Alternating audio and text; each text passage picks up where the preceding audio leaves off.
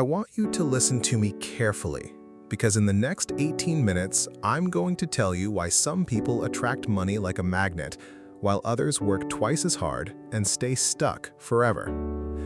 It is not luck. It is not connections.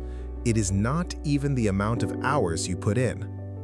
There are two kinds of people in this world: those who see money as something that happens to them, and those who see money as something they command.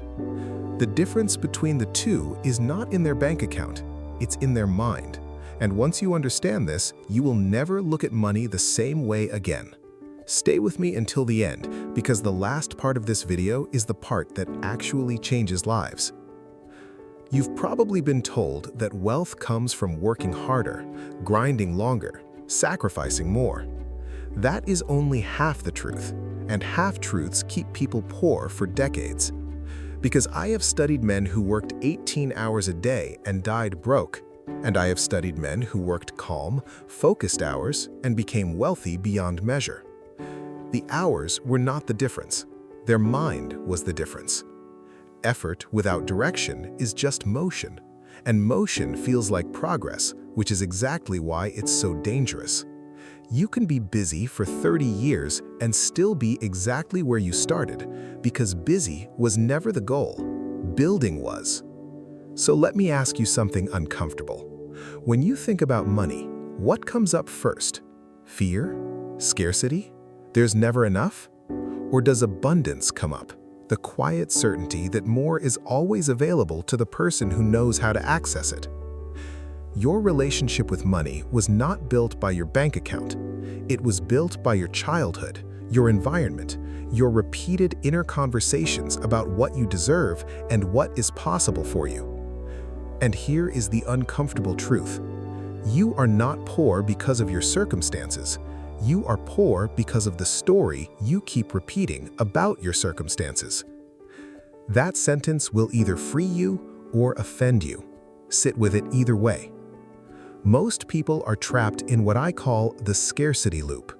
They see a big opportunity and immediately think, that's not for someone like me. They see someone wealthy and think they got lucky, or they probably cheated. Every one of those thoughts is a vote to stay exactly where you are. Because the mind cannot build what it secretly believes it doesn't deserve. You don't attract what you want. You attract what you believe you're allowed to have. Watch how this plays out in real life. Two people are handed the same opportunity. One immediately starts finding reasons it won't work. The timing's wrong, the market's saturated, they don't have the connections. The other starts asking, what would need to be true for this to work? Same opportunity, two completely different futures decided in the first 10 seconds of thought. Here is something almost nobody talks about. Your mindset is not built in isolation. It is built in an environment, and environment is stronger than willpower. If everyone around you talks about how expensive everything is, how the system is rigged, how the rich got there by luck or corruption, your mind will absorb that as fact, whether you agree with it consciously or not. You cannot spend your days surrounded by scarcity language and expect your mind to think in abundance. This does not mean abandoning the people you love. It means becoming conscious of what you let influence your standard. Who you spend the most time with, you will eventually think like. Choose carefully. This is where it changes. Vague wishes do not build wealth. I want to be rich someday has never made anyone rich. What builds wealth is a decision, specific, burning, and non-negotiable.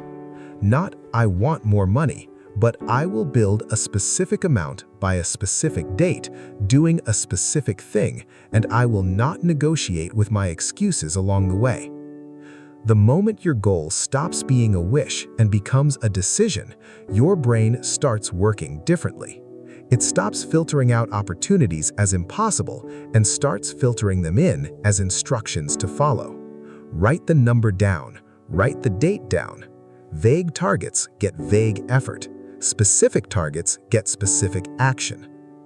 Every time a scarcity thought enters your mind, it is not just a thought. It is a leak. a slow leak in the container you're trying to fill with wealth. I can't afford that. Leak. Rich people are greedy. Leak. Money is the root of all evil. Leak. You must patch every leak the moment you notice it. Catch the thought. Don't argue with it politely. Remove it.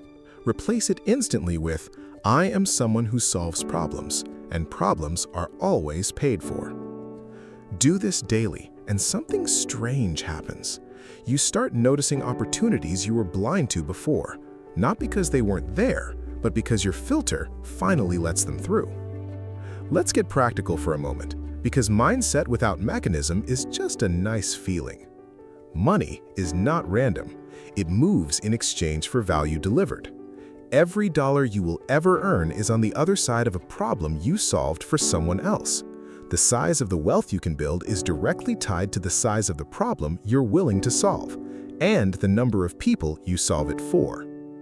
This is why mindset alone is incomplete. A wealth mindset asks two questions constantly. What problem am I solving, and for how many people? Small problem, few people, small income. Bigger problem, more people, bigger income. The mindset shift is realizing this is a choice you make, not a ceiling placed on you. Here's what separates the wealthy-minded from the poor one.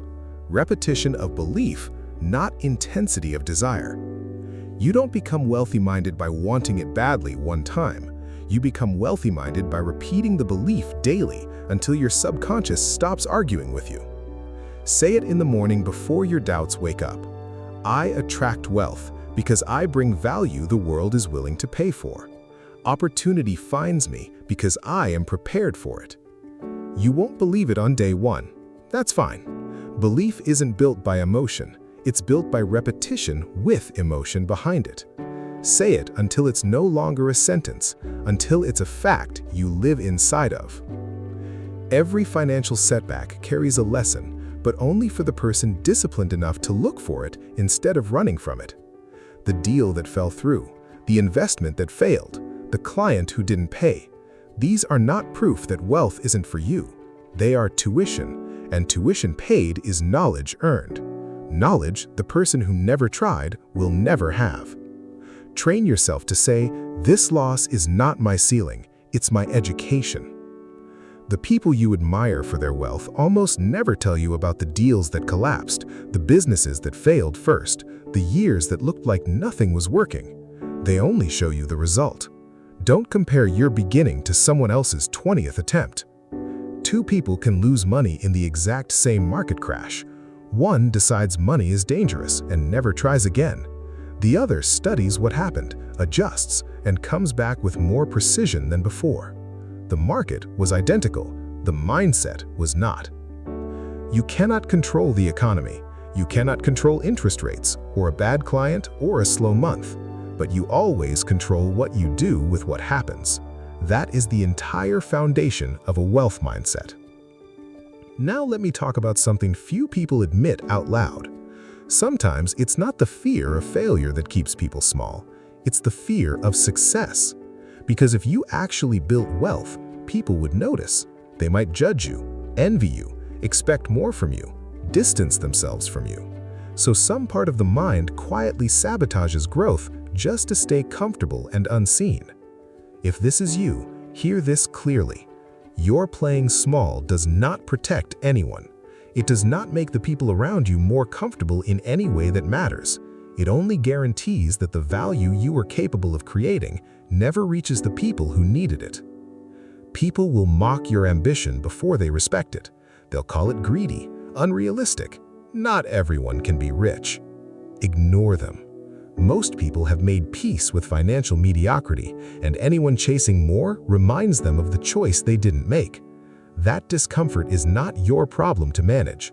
Your job is to protect your standard the way you'd protect anything you refuse to lose. You do not need permission to want wealth. You do not need to apologize for wanting more for your family, your future, your freedom. You need one decision, made today, repeated tomorrow, and the day after, until the belief becomes identity, and identity becomes income. So, here is what I want you to take with you. Wealth is not something that happens to lucky people.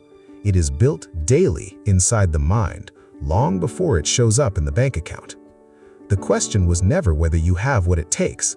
The question is whether you'll stop repeating the story of scarcity and start repeating the story of abundance until it becomes true because you refuse to stop saying it. So, decide today. Say it with me. I do not chase money out of fear. I attract it out of value. I am not waiting for wealth. I am building it. One decision, one repetition, one day at a time. I attract wealth. I attract opportunity. I am unstoppable. And so it is.